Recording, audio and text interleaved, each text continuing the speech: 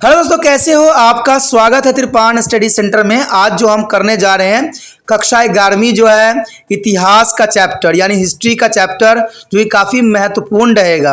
ये एनसीईआरटी पे आधारित रहेगा, सीबीएसई के बच्चों के लिए है। इसमें जो है हम हर एक क्वेश्चन को एनालाइज करेंगे, समझेंगे, विचारेंगे और हर एक पहलू पर जो है विस्तार पूर्वक चर्चा करेंगे। चलिए देखते हैं हमारा अगला क्वेश्चन आज क्या है। रोमन साम्राज्य के दौरान बुनियादी ढांचा कैसा था? यानी रोमन साम्राज्य के दौरान बुनियादी ढांचा, बुनियादी का अर्थ दोस्तों ये होता है कि उस समय खान पान, पानी के सीवेज की सिस्टम कैसी थी, किस प्रकार से उस समय व्यवस्था थी। जैसे हड़प्पा कल्चर में हमने देखा, मेसोपोटामिया में देखा, तो रोमन साम्राज्य में किस प्रकार की व्यवस्था को जो है प्रावधान किया गया था, किस प्रकार से इस समय सिस्टम थी।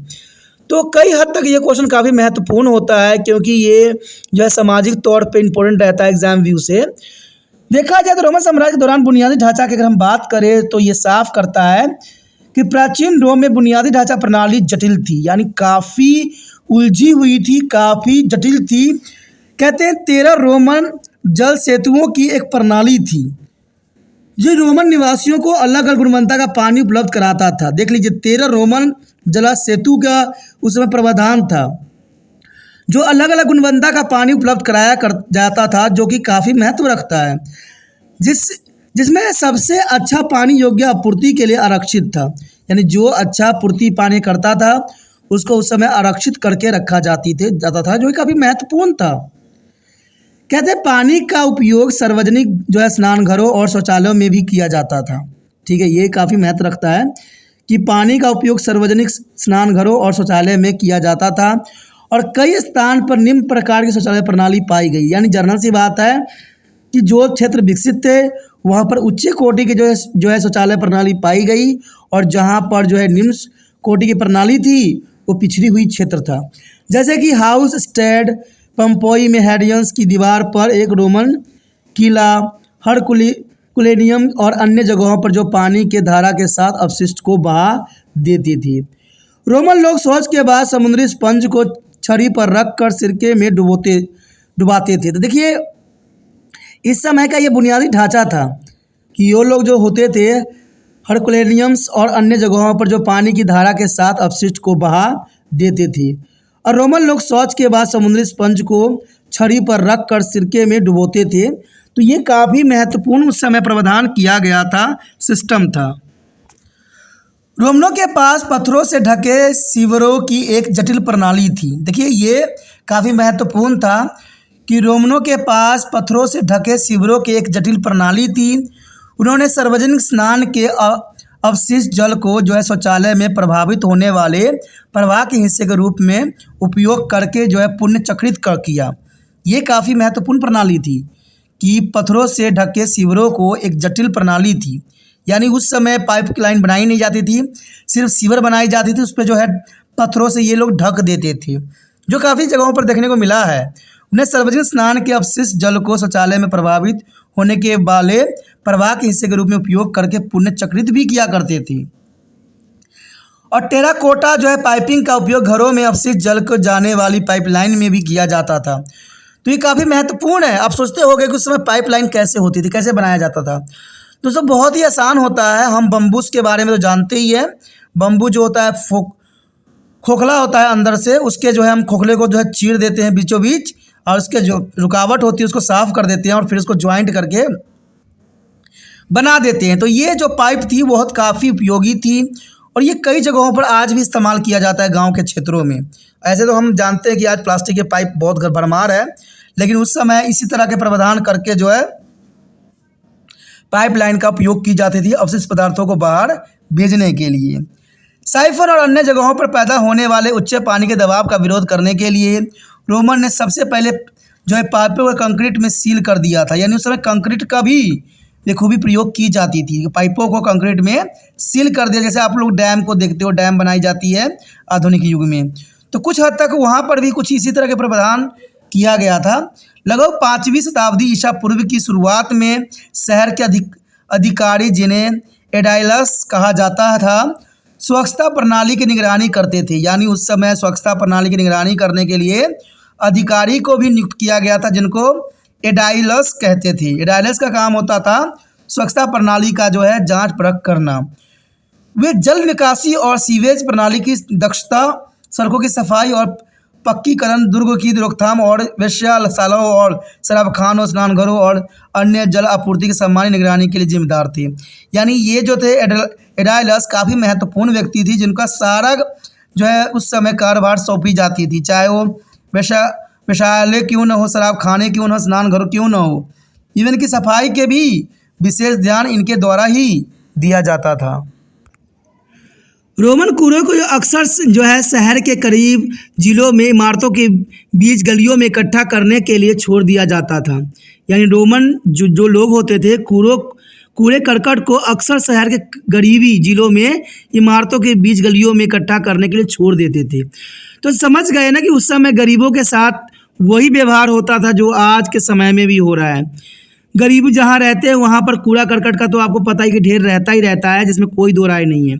तो रोमन में भी कुछ इसी प्रकार के जो है दृश्य देखने को मिला कि रोमन कूड़े को अक्सर शहर के गरीब जिलों में इमारतों के बीच गलियों में इकट्ठा करने के लिए छोड़ दिया जाता था, और ये कभी कभी इतना गाढ़ा हो जाता था कि सीढ़ियों की आवश्यकता पड़ती थी।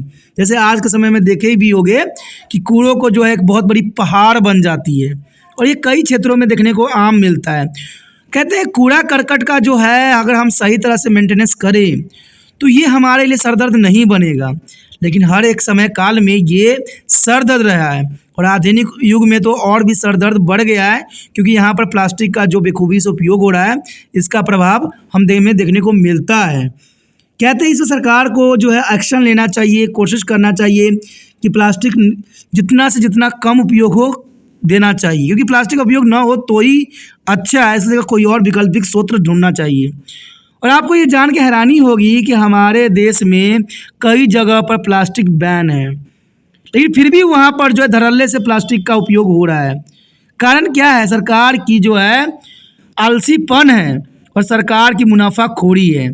सरकार ये लिफाफे जो बनाते हैं, जो ये प्लास्टिक की चीज़ें बनाते हैं, उनमें बैन इसलिए नहीं लगाते क्योंकि उनसे जो है इलेक्शन में उनको बहुत सारे पैसे मिलते हैं, इसलिए वो बैन नहीं करते। बेशक राज्य में बैन कर देते हैं, और इस बैन करने में भी उनको बहुत फ़ायदा होता है।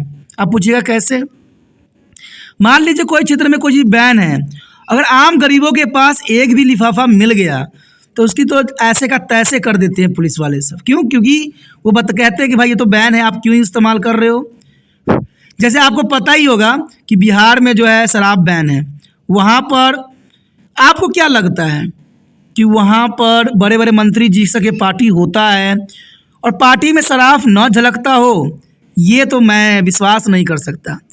कोई कहेगा गंगा में भी प्रवेश करके बात बोलेगा तो इसको तो मैं मानना संभव ही नहीं है, क्योंकि जर्नल सी बात है, मंत्री जी की पार्टी हो शराब और शबाब न हो, इसका तो कोई दो राय हो ही नहीं सकता। तो क्या बिहार में पार्टी नहीं होती है? होती है। फिर आम गरीब बंदों के पास एक शराब के बोतल भी मिल जाता है तो उसके पूरे खानदान को क्यों पुलिस वाले चक्के ले जाते हैं? क्या हाँ वहाँ पर कोई लॉ ऑर्डर नहीं है? मैं सबसे पहले कहता हूँ, देखिए एक ज़िंदगी में एक बात याद रखिएगा, जो घर के बड़े लोग करते हैं वही बच्चे लोग भी सीखते हैं। और हमारे लिए राजनीतिक नेता बड़े होते हैं, आदरणीय होते हैं और रिस्पेक्टेड होते हैं और एक सम्मानजनक पद पे होते हैं। अगर यही लोग इस तरह के बेवकूफ़ियाँ करते रहेंगे, गलतियाँ करते रहेंगे, तो आम जनता क्या सीखेगी? मैंने तो कई जगह पढ़ा है कि जब राजा भोग विलास में पड़ जाता है, राजा जब विलासता वाली ज़िंदगी जीने लगता है तो उसकी प्रजा भी जो है विलासता पूर्वक जीवन जीने लग जाता है। और आपको पता है कि इसमें जो है तुलसीदास के समय काल में भी ऐसा ही हुआ था।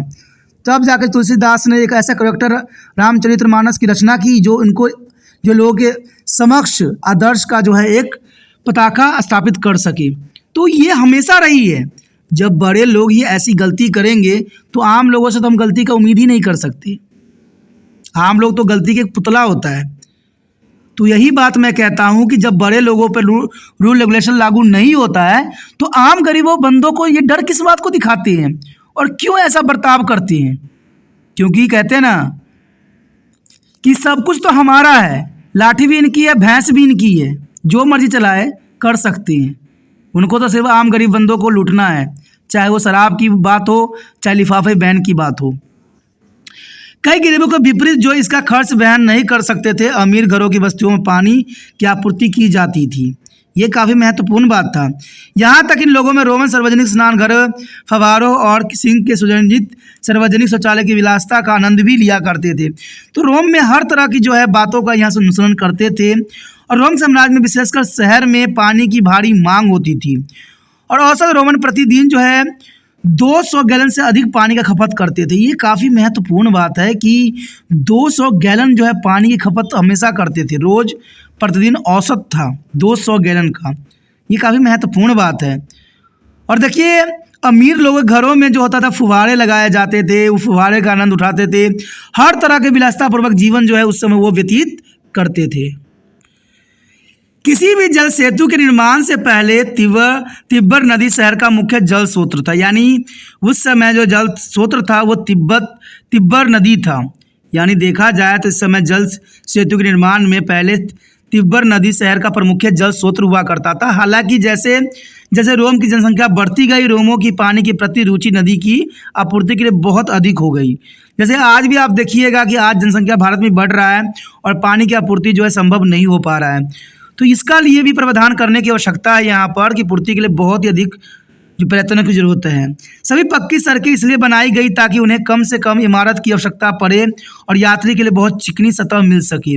इसलिए उस समय पक्की सड़कों का भी निर्माण बखूबी करवाई गई थी रोमन एम्पायर में। तो ये सब बातें काफ़ी महत्वपूर्ण थी, आधुनिकता थी, हर एक बात हर एक पॉइंट काफ़ी महत्वपूर्ण लगता है एग्जाम व्यू से।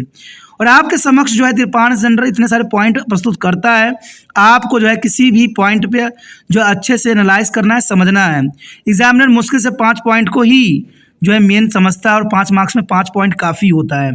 तो आपको इतने सारे पॉइंट तिरपान सेंटर इसलिए प्रस्तुत करता है कि आप इनमें से कोई भी अच्छे पॉइंट को अपनी कॉपी पे लिखिए और एग्ज़ाम तक जो है तैयारी कीजिए और अच्छे अंक प्राप्त कीजिए। अगर ये बात समझ में आई, अच्छा लगा, अगर आप दिल से तिरपान सेंटर को मदद करना चाहते हो और चाहते हो कि समय समय पर आपको वीडियो प्राप्त होता रहे, तो जर्नल सी बात है जितना हो सके इस वीडियो को शेयर करना है। और शेयर करने कुछ नहीं करना है, यूट्यूब पर लिंक कॉपी करना है, व्हाट्सएप एड्रेस पर लगाना है। और पहली बार वीडियो देख रहे थे, पहली बार मेरे चैनल पे आए हो, तो जर्नल सी बात है दोस्तों, चैनल को सब्सक्राइब कर लीजिए, क्योंकि यहाँ पर एमए से लेके जो है 8th क्लास तक बच्चों को सभी वीडियो उपलब्ध है, जिसमें आपको देख भी सकते हो, समझ भी सकते हो। सोचिए नहीं, विचार ना कीजिए, चैनल को सब्सक्राइब करके अपने मोबाइल में सेव कीजिए।